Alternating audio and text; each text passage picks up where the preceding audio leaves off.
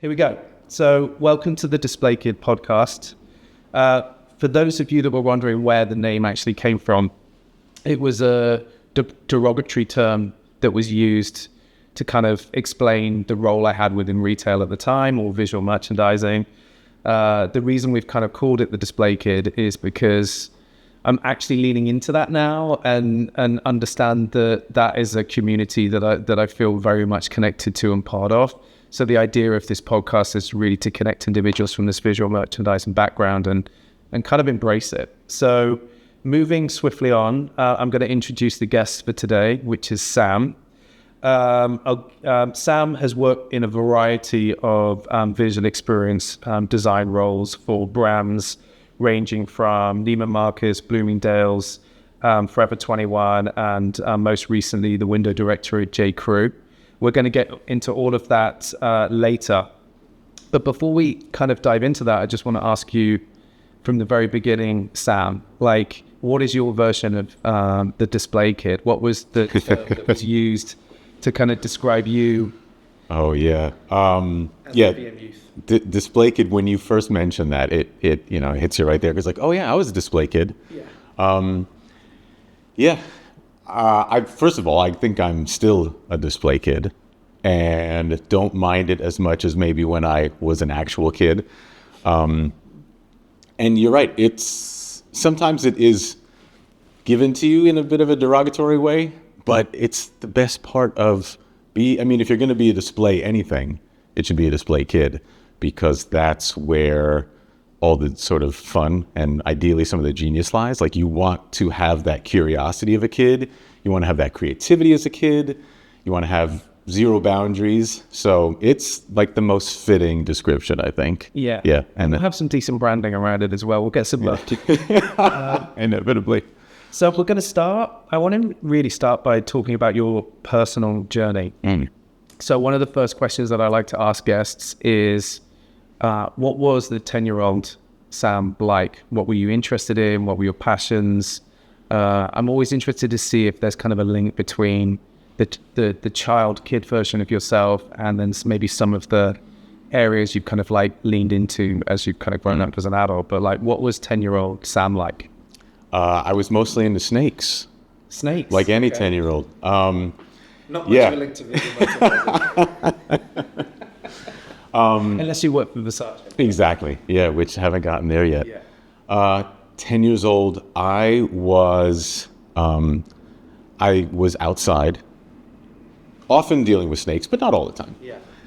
And I loved a couple of things. I loved to be outside. Yeah. And I realized that I loved to make things. Yeah. And that I really loved music, and I was sort of forced into that. I wanted to be outside with my friends, building forts, and, obviously snakes and forts, they go hand in hand.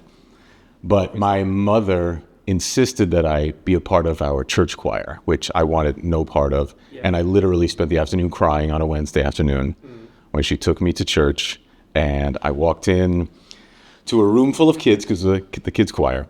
Yeah. So 20 or 30 other kids and this older gentleman at this giant grand piano. And I was intimidated out of my mind, and I was miserable because I wasn't in the backyard. And an hour and a half later, she came and picked me up, and I didn't want to leave because it was the most amazing, one of the most memorable and amazing days I've ever experienced. How did it make you feel? Like, what was it that made it so special? I was with new people that we all had something in common, that we were being forced to sing. And just there was just this air of like learning, because I later came to find out that the choir director was this really influential, amazing teacher who also sort of moonlighted as the choir director at our church. And it was just creativity, and it was fun, and it was exploration, and it was learning, and it was all with kids, and we all had something in common. But it was the creativity of it that like really, was the key, and seeing how fun it can be to work, because it was work. Yeah.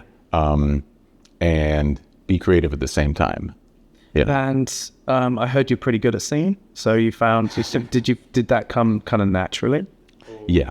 for sure. I just told you a moment ago, and like I tell everyone, I'm a musician first before I'm anything else, and which in music I do very little right now, but just as a person and as a mindset, that's just what I am. And all the other things I do that I love are, they sort of are spawned from that, I think. I'm also thinking now, I said there was no connection to snakes and what you do now, but you probably work, in the past in your career, when you get further up the channel, maybe there are some situations where that becomes relevant.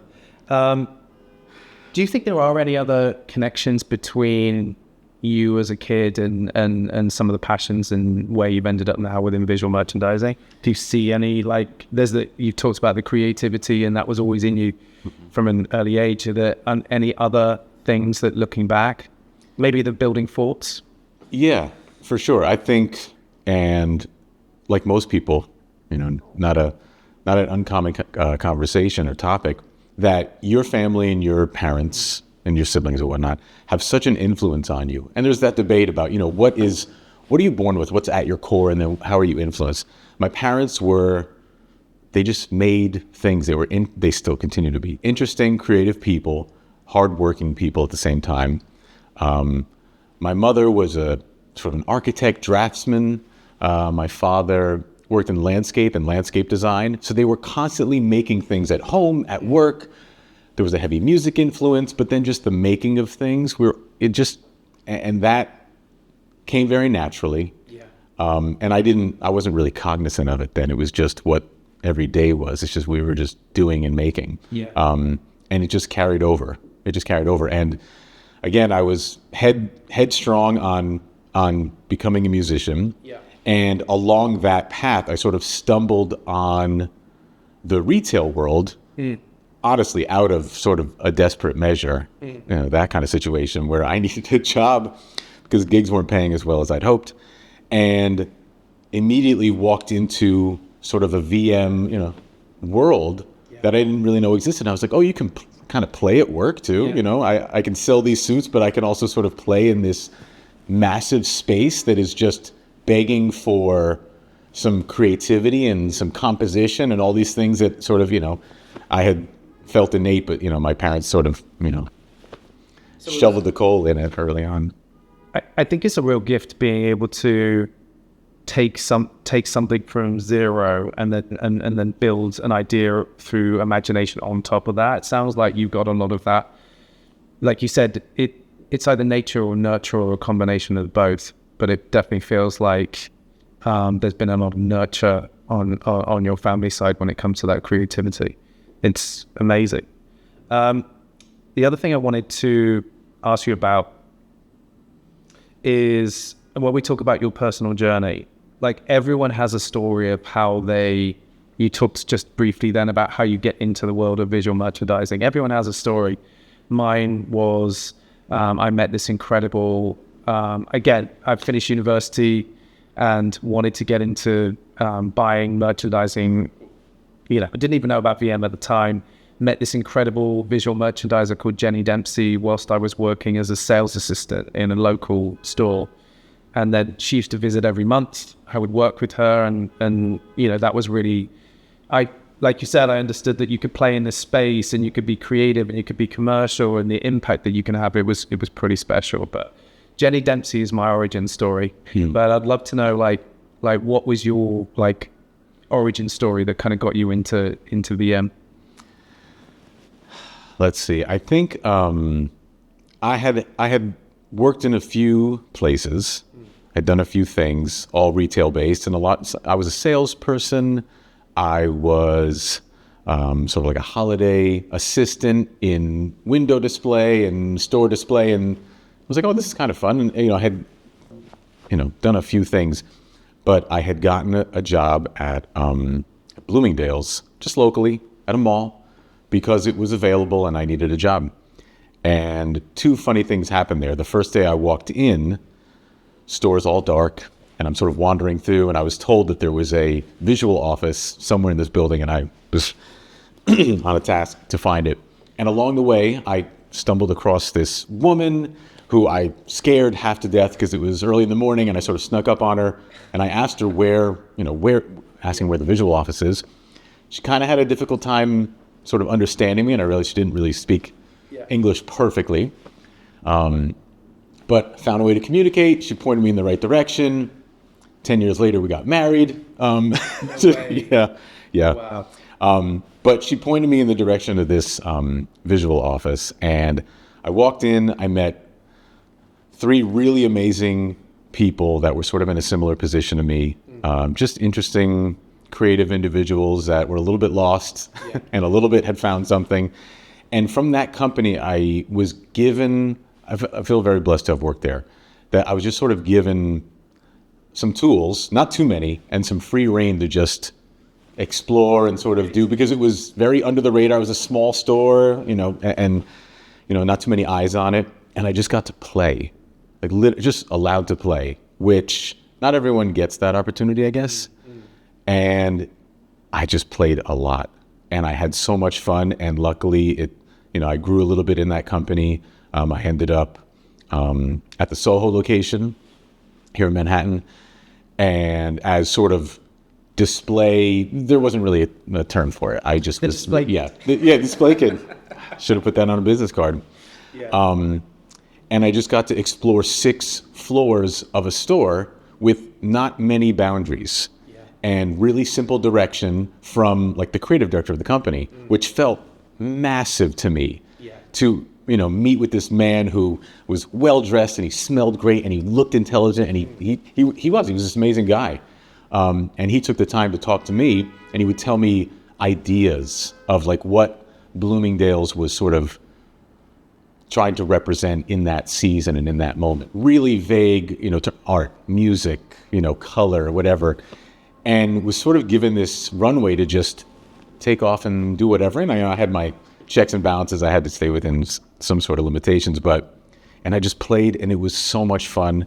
And that is certainly, that's my story. Absolutely. Don't you think that, I definitely think that one of the most important skills that you could have as a visual merchandiser is that ability to take vague information and turn it into a vision or a story. And I think, like you just mentioned,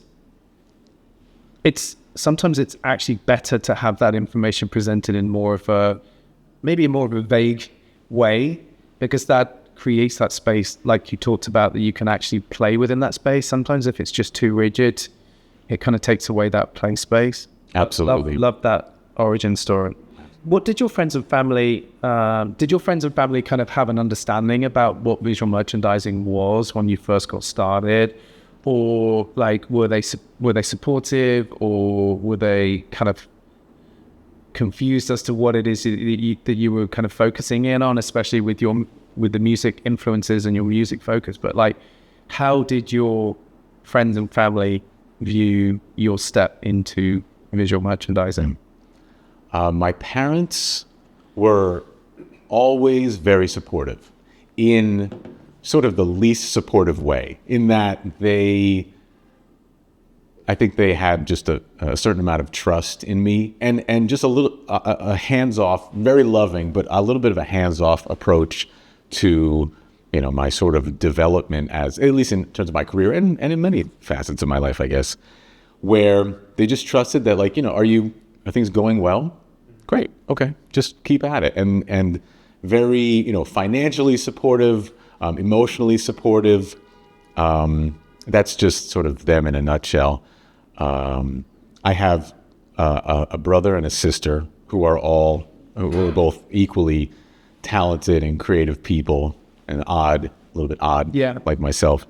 And so it's been nothing but supportive. And again, so hands off, not to the level of disinterest in what I'm doing, but just until the moment where I come to them and I'm like, hey, I have an issue. But otherwise it's just, it's this sort of hands-off approach, yet fully supportive, and Sounds they're a good bunch. You've already skipped ahead to my next question, which was all about it's foreshadowing. The people in your life that would have been most supportive of you. you talked about your parents. Were there anyone else that you can think of in terms of your career journey? Are there any other people that you've met, that family, friends, that have really kind of helped shape the direction that you've gone in? Yes. It's funny. A lot of these questions, I have this like that big deep breath before. I don't know that I've been asked many of these questions. I have a relatively small, tight-knit family, and I have a pretty small, tight-knit friend group. And I would say outside of my family, my closest friends have been probably my biggest support.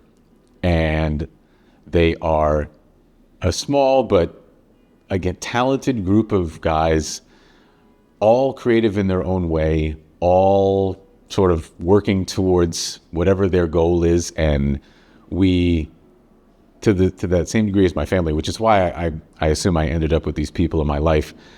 Nobody's badgering, nobody's like on you, but completely interested and ready to help when you need it. And we followed similar paths musically, creatively. Like there's always that link.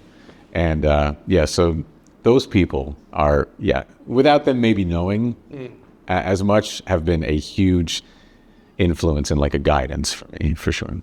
Was there a moment in those early days when you thought to yourself, I'm definitely on the right path here? Like, this is where I should be right now?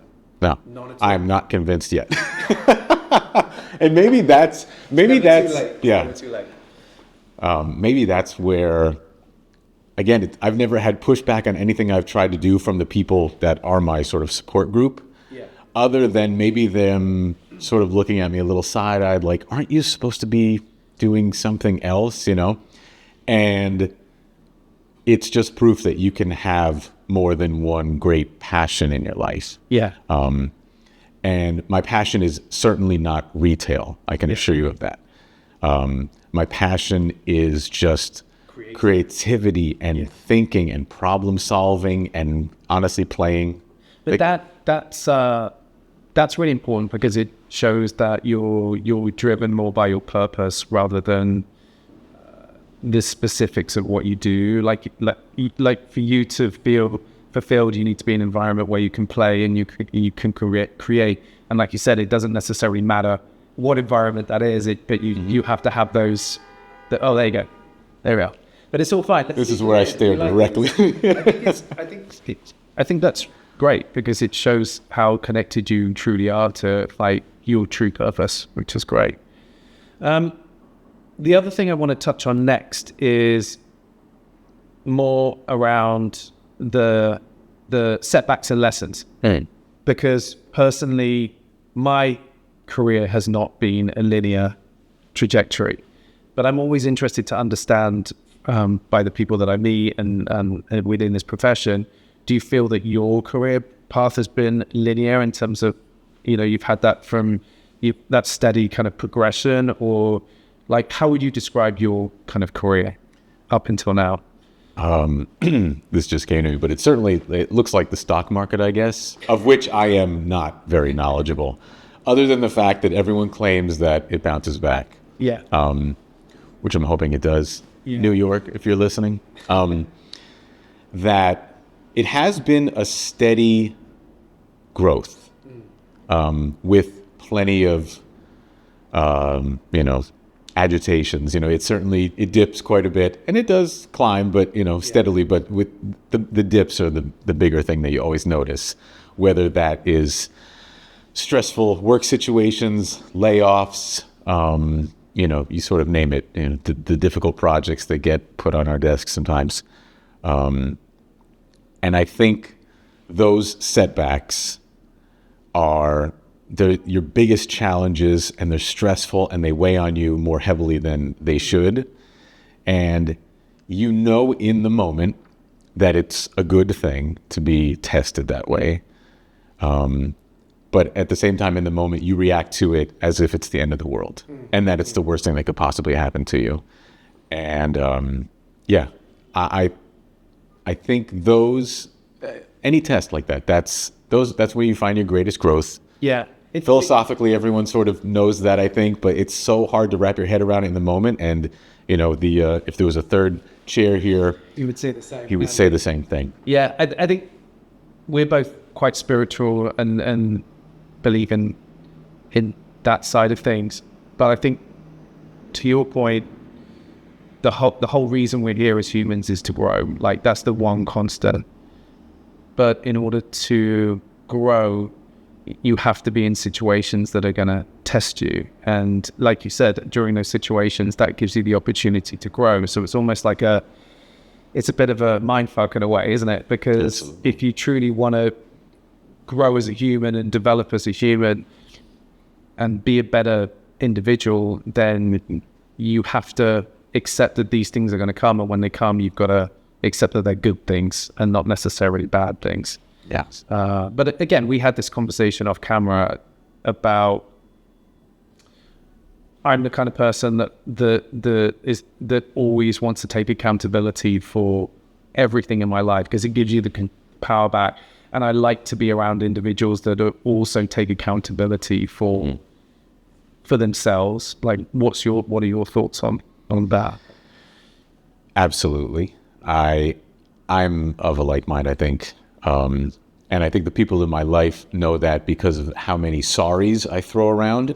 And I'm told all the time, like, you don't apologize for everything. But yeah, you are holding yourself accountable is one of the it's one of the braver things that I think you can do. And it's one of the stronger things you could do. I think, passing the buck and all that, it's such a lazy way out of things. And I don't really know any other way.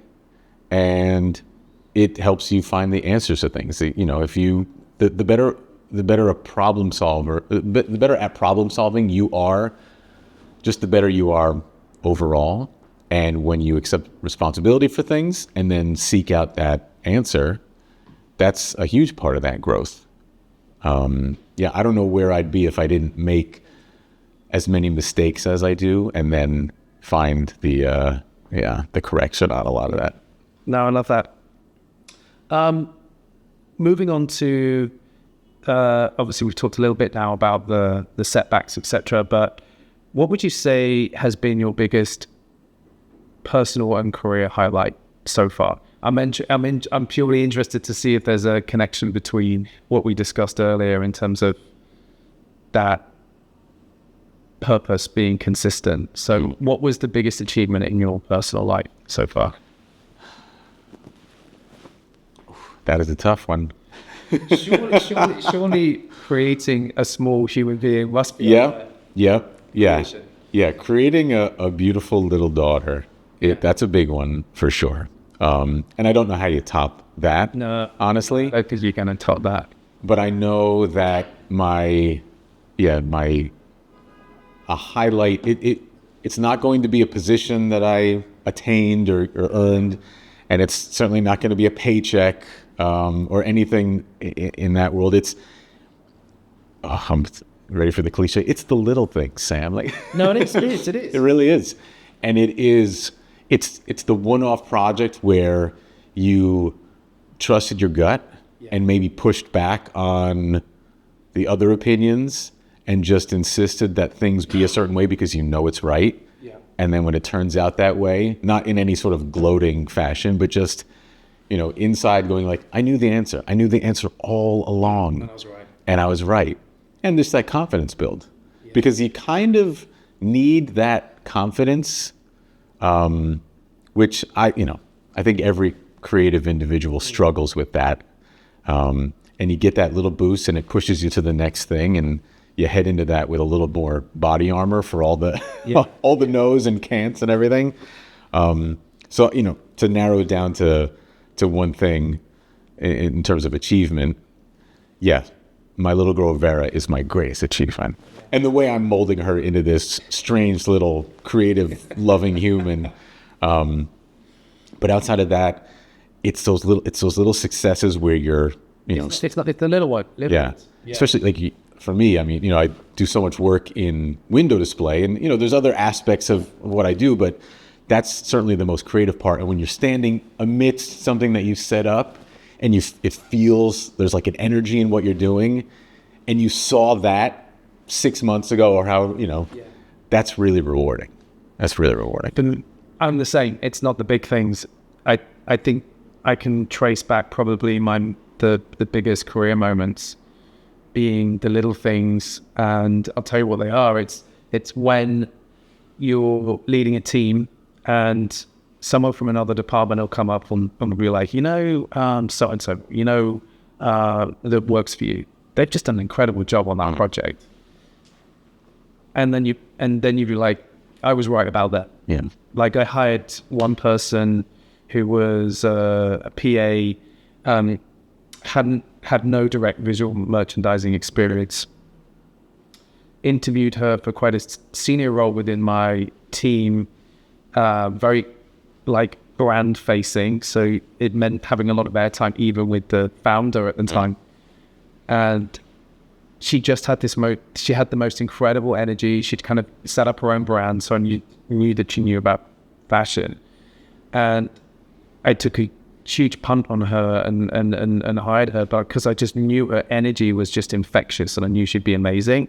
So when someone came up to me like 6 months later and gave me that feedback, I knew I've got that. Like you said, when everyone's coming to you being like, what are you doing? Like, are you sure you want to make that decision? When you get that right, it's pretty special. So that's something that's super important. And then the other thing I just want to mention that you were talking about,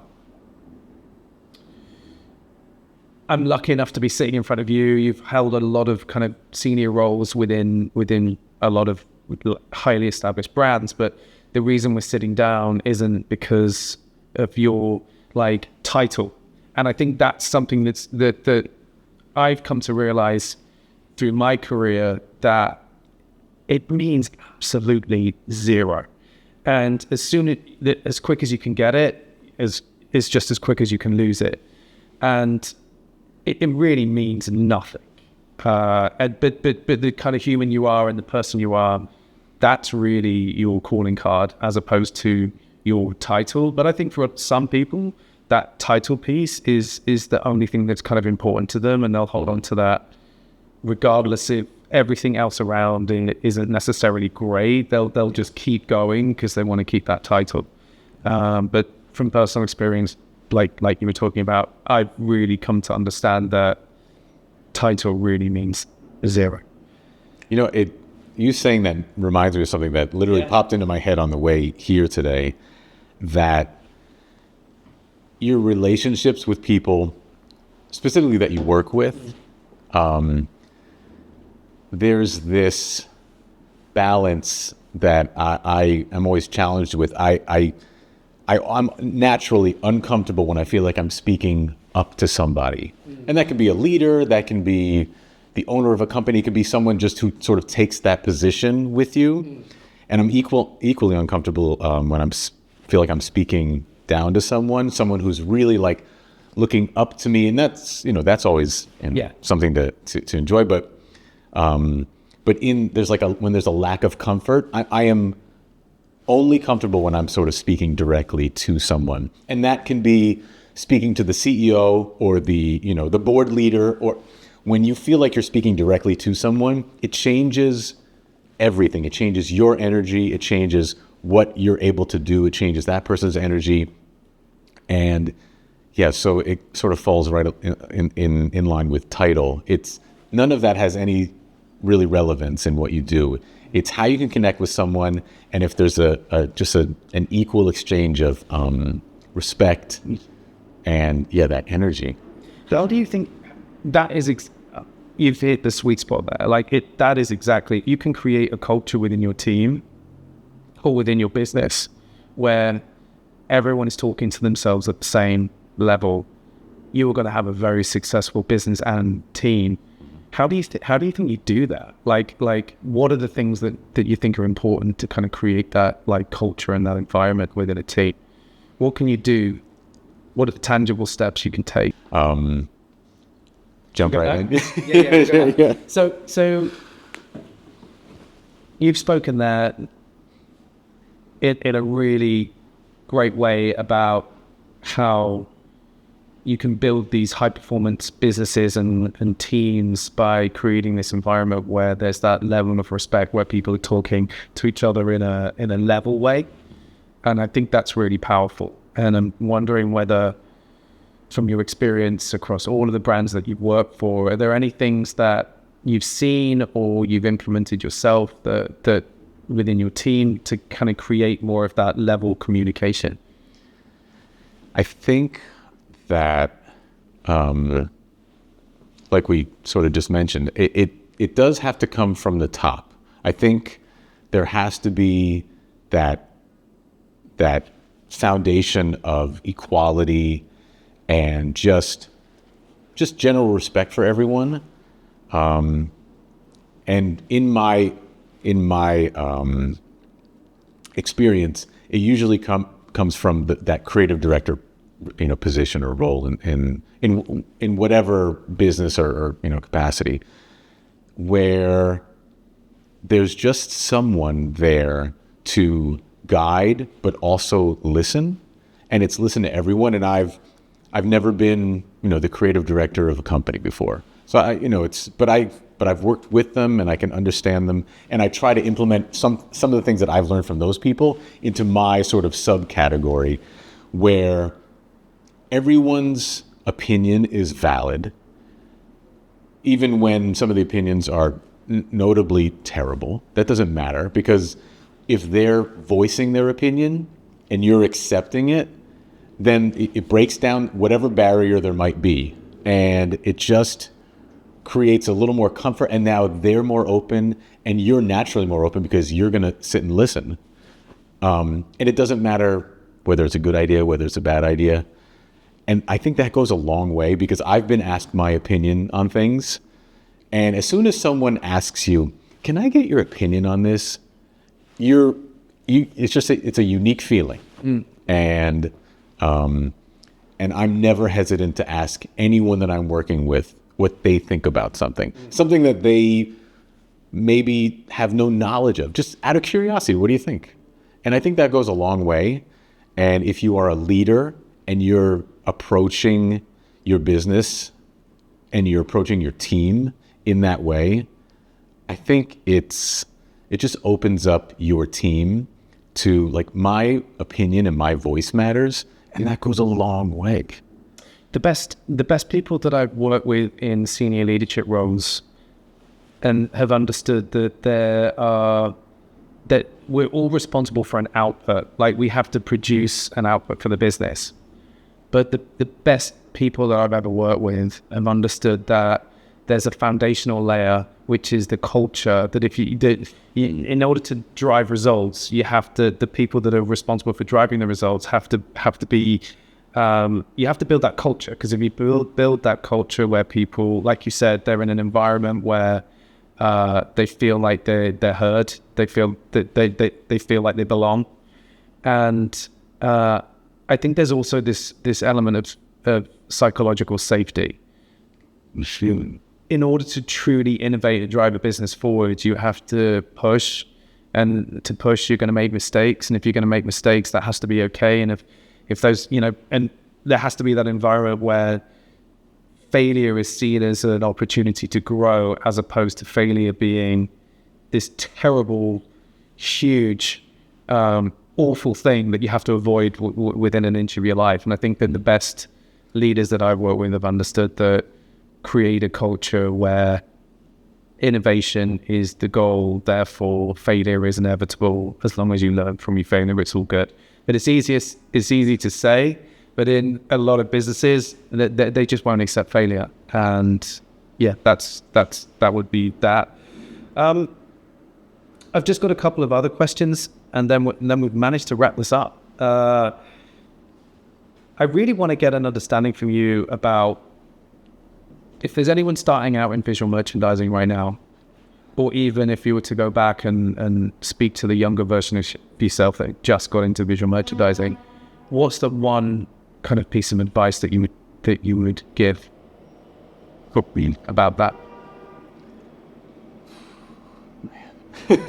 I'll go first. because I haven't asked it before. Okay.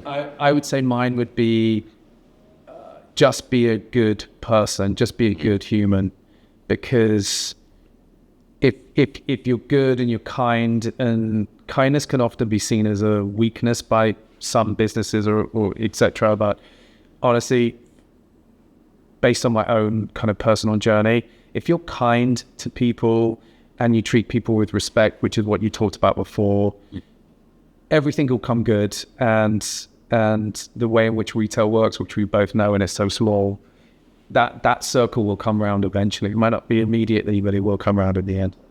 Yeah. I guess, my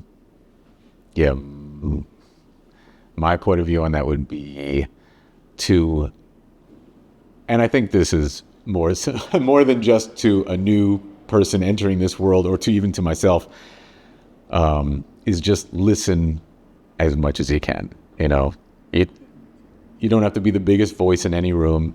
Listen to what people are saying. You can be the biggest voice in your own head all the time. But yeah, like, just take in as much as you can, because amidst all the stuff that isn't necessarily the most important stuff to hear, it's in there. It's in there, the things that you need to hear, and just, listen to what people are saying and voice your opinion when it's time. And that's not always the easiest thing to narrow down, when it's time to do that. That's that gut check, and it's innate in everyone, and you gotta just kind of trust it a little more. So yeah, listen and trust yourself. But yeah, that listening thing. Yeah. Love that, Sam. And thank you so much for taking the time today. Like I said, this was never about you coming on because of your title or anything like that. We've got mutual friends, and you're a genuinely good human. And this was the first day we actually met in the flesh. Even though we've spoken a lot, and I can tell we're going to be friends. I can just tell. Like, we're very similar people. So outside of the name, yes, that is a good starting point. Yeah. But thank you. Thanks, Sam. Sam. Oh, I get the Thank you. That was good. Yeah.